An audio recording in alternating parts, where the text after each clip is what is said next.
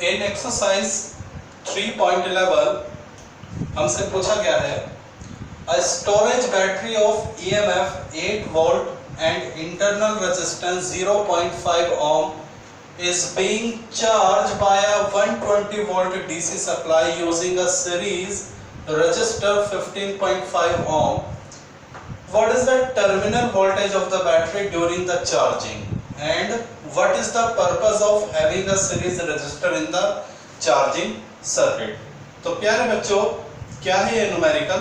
देखिए, हमसे कहा गया है a storage battery of EMF 100 volt. देखिए, हमारे पास we have a battery, ये हमारे पास एक बैटरी है और इस बैटरी का जो EMF है वो है 8.0 volt and the internal resistance also given R is equal to 0.5 ohm. तो प्यारे बच्चों, ये हमारे पास एक battery, we have a battery of EMF 8 and internal resistance 0.5. अब इस बैटरी को प्यारे बच्चों चार्ज किया जाता है। क्या किया जाता है? चार्ज। देखिए, बैटरी के दो ही काम होते हैं, या तो बैटरी हमें करंट देती है जिसको हम बोलते हैं डिस्चार्ज, और जब उसके अंदर करंट खत्म हो जाता है तो हम उसको क्या करते हैं? चार्ज करते हैं। जैसे हमारे मोबाइल की बैटरी, मोबाइल की बैटरी में दो ही काम होते हैं, आप अपने मोबाइल को यूज करते हैं, तो जब आप अपने मोबाइल को यूज करते हैं तो मोबाइल की बैटरी मोबाइल को क्या कर रही है? करंट दे रही है। तो बैटरी जब करंट देती है उसको हम बोलते हैं डिस्चार्जिंग ऑफ बैटरी, और जब आपके मोबाइल की बैटरी खत्म हो जाती है तो आप चार्जर की हेल्प से उसको क्या करते हैं? चार्ज करते हैं। तो तब वो मोबाइल की बैटरी क्या करती है? करंट लेती है, उसको हम बोलते हैं चार्जिंग ऑफ बैटरी। यही काम हमारे घर में जो इन्वर्टर की बैटरी है वो भी यही काम करती है। जब लाइट चली जाती है तो वो हमें करंट देती है जिसको हम बोलते हैं डिस्चार्जिंग ऑफ बैटरी, और जब लाइट आ जाती है तो वो इन्वर्टर की बैटरी करंट लेती है जिसको हम क्या बोलते हैं? चार्जिंग। तो बैटरी के दो काम होते हैं, करंट देती है तो डिस्चार्जिंग कहलाती है और करंट लेती है तो चार्जिंग। तो इस न्यूमेरिकल में हमारी जो बैटरी है वो करंट ले रही है क्योंकि उसको चार्ज किया जा रहा है। तो ये हमारे पास बैटरी है जिसको हम क्या कर रहे हैं? चार्ज। ओके, अब हम इसको चार्ज किससे करते हैं? हमारे पास एक दूसरी बैटरी है, ये हमारे पास एक और बैटरी है, ठीक है, और इसका EMF है 120 वोल्ट। ओके, ये हमारे पास दूसरी एक बैटरी। तो जब हम इसको मैं बोल देता हूं E1 और इसको मैं बोल देता हूं E2, यानी E1 को हम E2 से क्या करेंगे? चार्ज करेंगे। लेकिन जब हम इसको चार्ज करते हैं तो यहां हम एक सीरीज में रेजिस्टेंस और ले लेते हैं।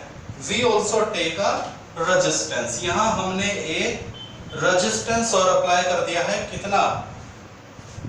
कैपिटल R 15.5 ओम का, ठीक है। ये हमने यहां पर क्या ले लिया? चार्जिंग के वक्त यहां हमने एक रेजिस्टेंस और लगा लिया है। तो ये हो गए।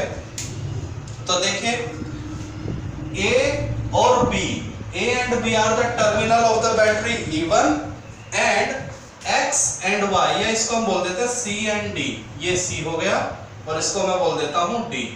C and D are the terminal of battery E2। Clear हो गया? तो दिस इज आवर बैटरी जिसको चार्ज करना है, दिस इज आवर बैटरी जिससे जो हेल्प करेगा इसको चार्ज करने में। E2 E1 को क्या करेगा? चार्ज करेगा। तो चार्ज करने का देखिए एक रूल होता है, जब हम चार्जिंग करते हैं तो बैटरी के प्लस को दूसरी बैटरी के प्लस से और माइनस को माइनस से जोड़ते हैं। During the charging, same terminal will be joined।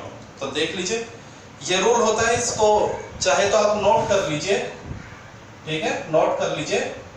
During the charging,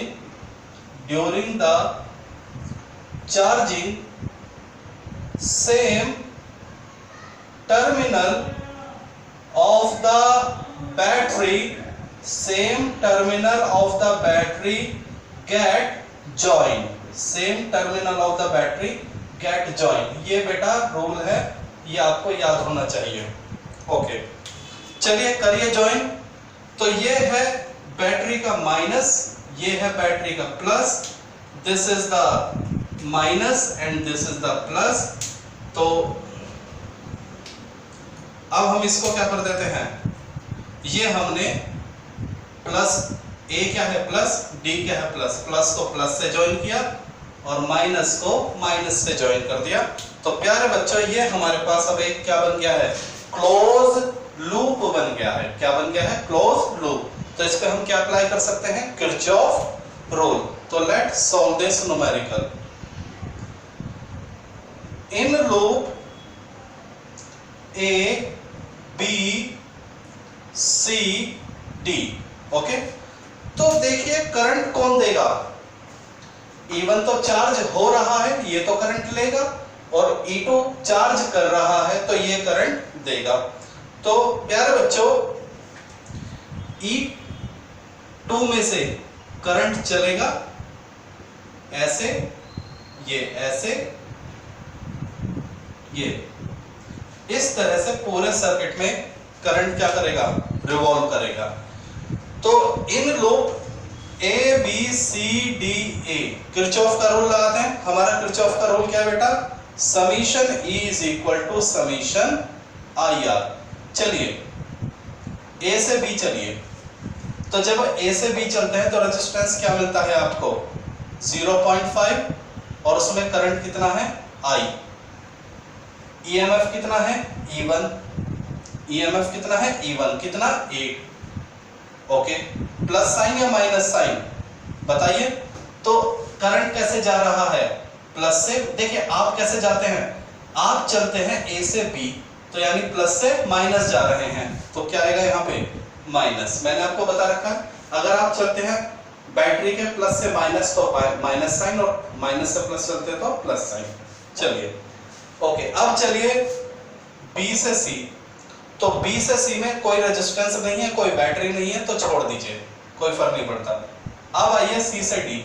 तो जब आप सी से डी आते हैं तो आपको रेजिस्टेंस मिलता है 15.5 और करंट कितना है I। आपकी डायरेक्शन सी से डी, करंट की डायरेक्शन सी से डी, तो क्या हो जाएगा, प्लस हो जाएगा। ओके, अब ये बताइए इसमें EMF कितना नजर आया बैटरी में, 120 प्लस लेंगे या माइनस। आप चलते हैं सी से डी, यानी माइनस से प्लस जा रहे हैं, तो यहाँ पे कैसा साइन आएगा, प्लस साइन आएगा। ओके, अब डी से ए देखिए, डी से ए में कोई रेजिस्टेंस नहीं है, कोई बैटरी नहीं है, तो इस ब्रांच को छोड़ दीजिए। तो यहां से हमें मिलेगा 112। देखिए ये प्लस है, ये माइनस है, और ये कितना हो जाएगा 16I। तो यहां से प्यारे बच्चों I की वैल्यू कितनी हो जाएगी, देख लीजिए 112/16। इसको डिवाइड कीजिए, सो ये जो वैल्यू आएगी I is equal to 112/16, that is 7। तो यानी आपकी जो वैल्यू आ जाएगी I is equal to 7 ampere. अब इस I का फायदा क्या होगा, देखिए हमने I क्यों फाइंड आउट किया प्यारे बच्चों। तो हमसे पूछा गया what is the terminal voltage of the battery during the charging. हमसे ये जो बैटरी है E1, इसकी टर्मिनल वोल्टेज पूछी गई है ड्यूरिंग द चार्जिंग, यानी ए और बी का वोल्टेज पूछा गया है।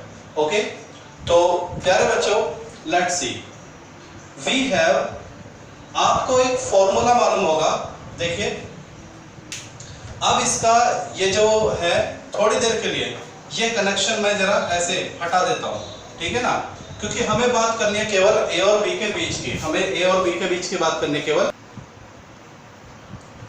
हमारे पास रूल क्या है प्यारे बच्चों, हमारे पास रूल है EMF is equal to terminal potential plus IR, किसी भी सेल के लिए, फॉर एनी सेल हमारे पास ये रूल है E is equal to V plus IR। लेकिन प्यारे बच्चों ये फॉर्मूला एप्लीकेबल है डिस्चार्जिंग के लिए, ध्यान देना, ये बात आपको शायद पता है नहीं पता। EMF is equal to terminal potential plus IR। ये फॉर्मूला आपने पढ़ा था जब हमने आपको सेल के बारे में बताया था, लेकिन ये फॉर्मूला एप्लीकेबल है, ध्यान देना, ड्यूरिंग द डिस्चार्जिंग। चाहे तो आप इसको लिख सकते हैं ड्यूरिंग डिस्चार्जिंग। और अगर हम यहां पर प्लस की जगह क्या लगा दें, माइनस, तो ये हो जाता है ड्यूरिंग द चार्जिंग। जब सेल डिस्चार्ज होगा तो यहां प्लस आ जाएगा, और जब सेल चार्ज होगा तो यहां पर क्या आ जाएगा, माइनस। तो ये चीज आप प्यारे बच्चों याद रखना।